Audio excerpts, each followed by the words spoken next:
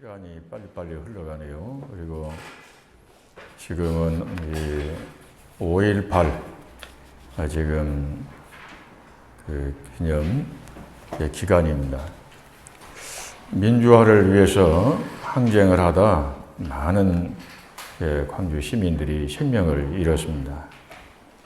고등학교 동창이고 또 신학대학의 동기였던 아주 형제같이 절친하게 지냈던 친구도 5월 27일 새벽에 계엄군이 쏜 그 총에 맞아서 생명을 잃었습니다.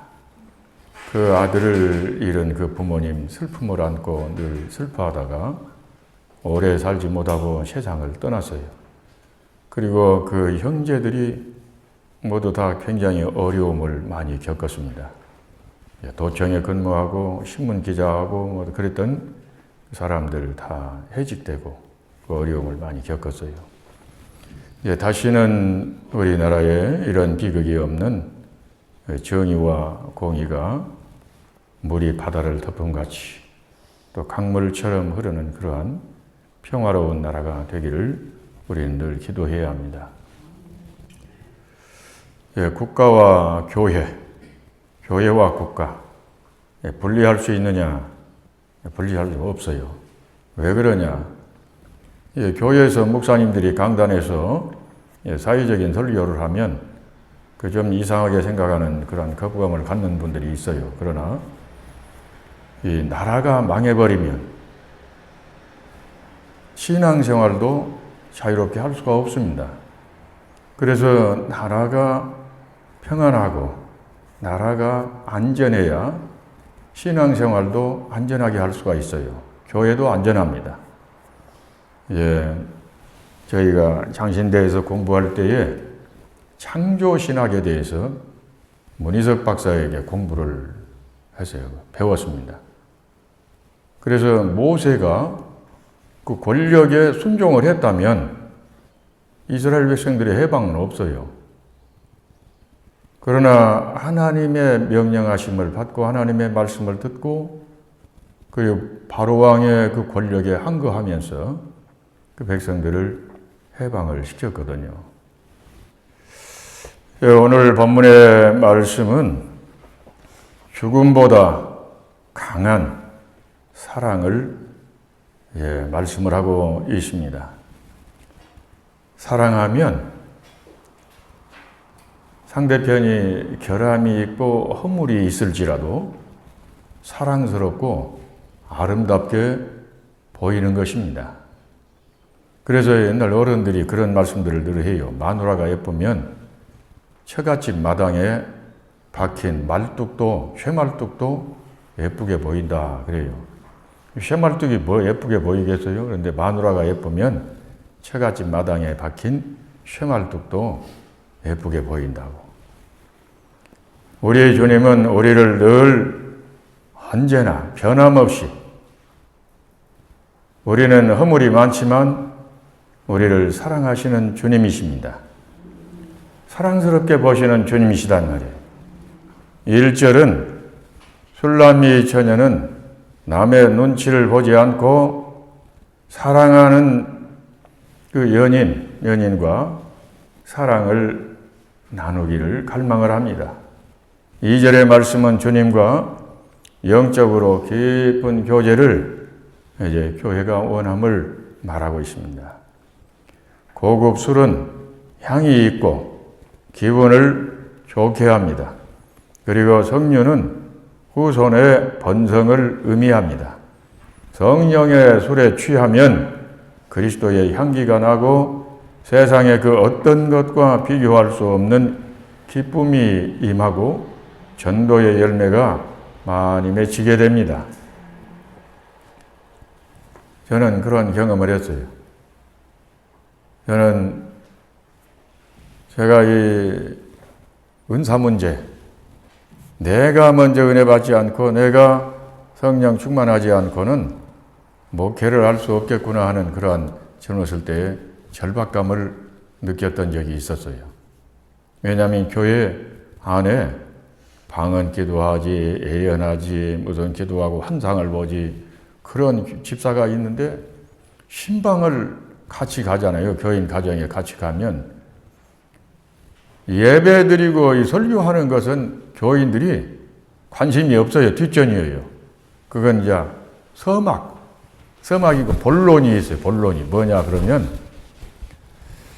예배를 마치잖아요. 그러면 그 여집사에게 그 신방을 받는 그 집에 교인이 집사님 우리 집에 와서 기도해 보니까 하나님이 뭐라고 그러셔요? 또 뭐가 보여요? 뭐가 보입니까? 이렇게 물어봐요. 이 은사 문제를 해결하지 못하면 목회를 못하겠구나 하는 그런 절박감을 느꼈어요. 그리고 또 기도를 하잖아요. 그러면 방언 기도를 하는 여자 교인들이, 여집사님들이 있어요. 나는 방언을 못했거든요. 근데 방언을 하면 거뜬히 그냥 그 기도를 밤에 이렇게 해가는데, 굉장해요. 그래서 보살 이 순복음 기도원에 가서 방언을 목적으로 해서 이제 금식 기도를 했어요. 금식 기도를 하다가 거기에서 불을 받았습니다. 강력한 불. 온 몸이 불로 충만해지고 권능이 임하는 것을 그때 느꼈어요. 온 몸이 쇳덩어리 같은 그러한 강력한 힘이 임해요. 그리고 그때에 혀가 딱 구부러지면서 방언이 나오는 거예요. 그리고 그때 기쁨이 동시에 일어난 사건인데 기쁨이 충만해요. 아주 머리끝에서 발끝까지 기쁨이 충만해지는 거예요. 충만. 제가 충만을 그래서 그 경험을 해봤어요. 이제 새벽 시간이니까 길게 말씀을 다 못 드리겠습니다. 그런데 우리 주님은 우리와 영적으로 깊은 사랑을 나누기를 원하시는 주님이십니다. 3절은 술람이 처녀는 사랑하는 이의 품에 안겨 있기를 원한단 말이에요. 주님과 깊은 교제는 세상의 그 어떠한 것과도 비교할 수 없는 기쁨과 평안으로 시간 가는 줄 모르고 지내게 됩니다. 이제 사랑하는 사람과 남녀가 함께 누워있는 그러한 시간을 생각해 보시기를 바랍니다. 얼마나 행복하겠어요. 우리나라의 한국교회 역사에 이용도 목사님이라고 하는 분이 있어요. 이분은 전국적으로 유명한 부흥 강사이기도 했어요. 그런데 그분이 신비주의로 몰려가지고 잘못됐다. 이렇게 한때 그 처벌을 받았던 그런 분인데 오늘날에 와서 그분의 영성을 다시 새롭게 연구하고 그분이 굉장했던 분이다. 지금 그렇게 이제 말하고 있습니다. 그런데 그 이용도 목사님이 추구했던 것은 뭐냐? 그러면 성령님과 나와 주님과 나와 하나가 되는 신인, 합일, 일체 하나가 되는 것을 추구했었단 말이에요. 그분의 영성을 그 당시에 사람들이 알지를 못했던 것이에요. 새벽 시간이니까 다 설명을 못하겠습니다. 하여튼 그분은 주님과 하나 되기를 원하면서 기도했던 그러한 분이었습니다. 주님과 하나가 되면 깊은 교제가 이루어지면 그 마음에 기쁨이 충만하고 평안도 임하고 세상 부러울 것이 없단 말이에요. 돈이 부러운 것이 아니고 권력이 부러운 것도 아니고 세상의 그 어떤 것도 부럽지가 않단 말이에요. 이제 5절의 말씀은 여인은 이제 남편의 팔에 의지해서 거친 광야에서 올라와 친정으로 가는 그러한 모습입니다. 광야는 시련이 있고 유혹이 많고 이 길을 지금 두 사람이 걸어오고 있단 말이에요.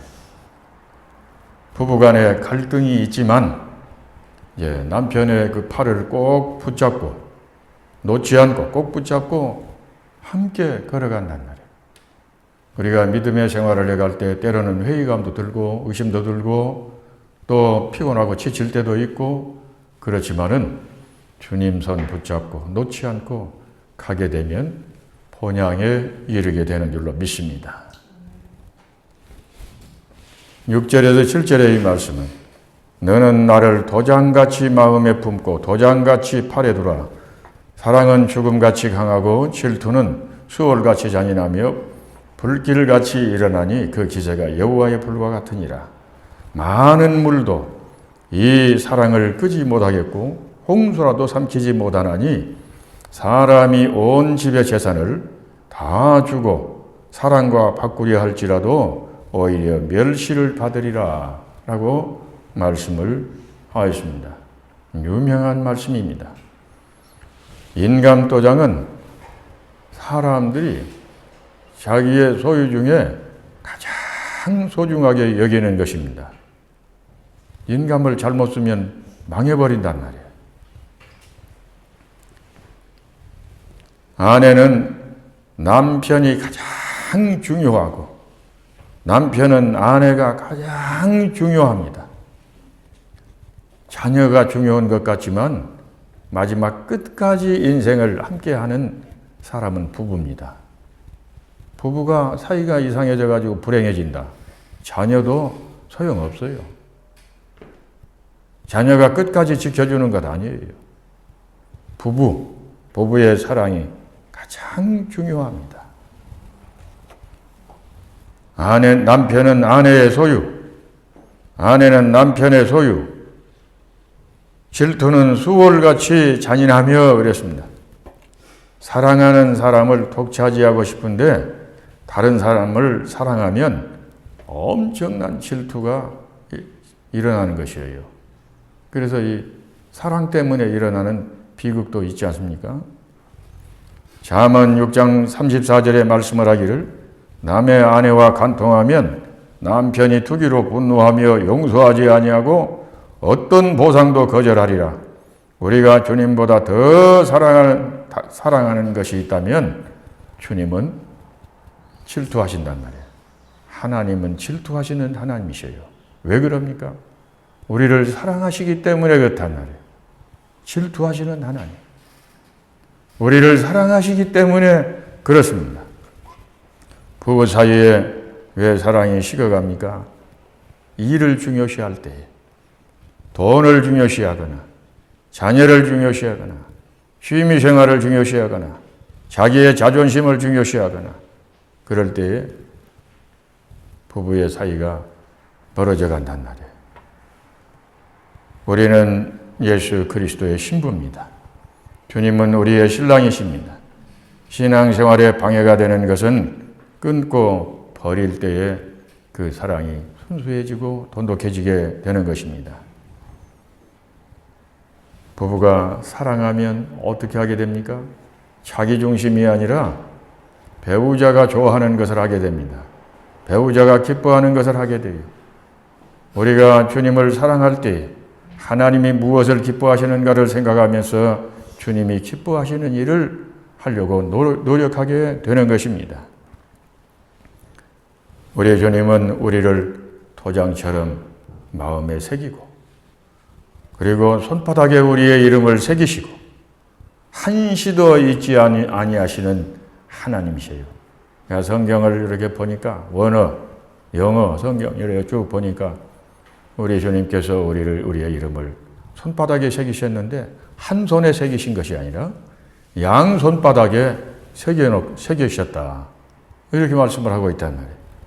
우리를 그렇게 사랑하시는 주님이십니다. 우리는 주님의 소유요. 그래서 사랑의 대상이요. 또 세상의 박해를 받을지라도 유혹이 있을지라도 세상의 환난도 세상의 그 어떤 것도 우리를 그리스도의 사랑에서 끊을 수가 없는 것입니다.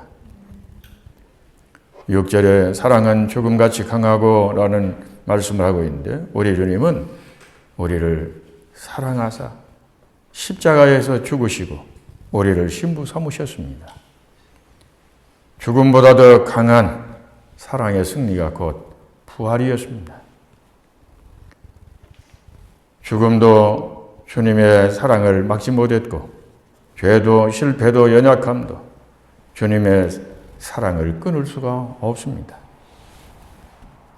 에베소 교회를 향해서 요한계시록의 2장에 처음 첫사랑을 회복하라 라고 말씀을 하고 있습니다.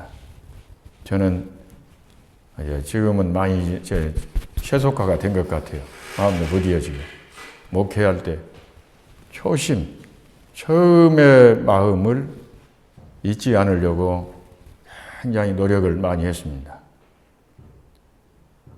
그랬더니 후임으로 들어간 목사가 어려움을 목회하면서 많이 어려움을 겪고 있는데 목사님 때문에 내가 어려워요. 목사님 때문에 내가 어려워요. 처음에는 그게 좋은 것 같이 들렸는데 자꾸 들으니까 그게 안 좋은 것 같아요. 예. 하여튼 누가 뭐라고 하든지 제가 목회할 때 그래요. 사람들이 주변에서 목사님들이 후임자를 위해서 목사님 너무 그렇게 하시면 안 됩니다. 후임자를 위해서 그렇게 하시면 안 됩니다. 그래요. 후임자는 후임자 지가 알아서 할 일이고 나는 내가 하나님 앞에서 주님 앞에서 내가 순수한 마음으로 최선을 다해야 되겠다 하는 그런 마음으로 임했어요. 후임자를 내가 왜 염려합니까? 후임자는 후임자대로 지가 충성하면 되는 것이죠. 예. 13절에서 14절의 말씀에 솔로몬 왕은 술람미 여인에게 사랑의 목소리를 들려달라고 그럽니다. 이제 늘 신부의 노래를 듣고 싶었단 말이에요. 주님은 우리에게 어떤 노래를 듣기를 원하실까요? 우리 주님, 우리의 찬양을, 찬송을 기뻐하시는 주님이시단 말이에요. 신부는 신랑이 어서 속히 달려오기를 기다린단 말이에요. 예수님의 신부, 교회 성도들은 신랑 되신 예수 그리스도께서 어서 속히 오시기를, 재림하시기를 기다립니다. 그래서 요한계시록의 끝부분에 보면 주 예수여 어서 오시옵소서 마라나타 이렇게 말을 하고 있습니다. 요한계시록 1장 7절에 우리 신랑 되신 예수님께서 다시 오실 때에 어떠한 일이 일어날까요? 요한계시록 1장 7절에 그때는 세상이 아주 요란할 텐데 통곡하는 우는 사람들이 많을 것이다. 그렇게 말씀하고 있어요. 왜 그럴까요? 신랑 되신 예수님께서 구름 타고 재림하시고 천사들의 나팔 소리와 함께 오실 때에 성도들은 기뻐도 눈물이 나는 거예요. 기뻐서 울 것이고 불신자들은 두려워서 통곡을 할 것이란 말이에요.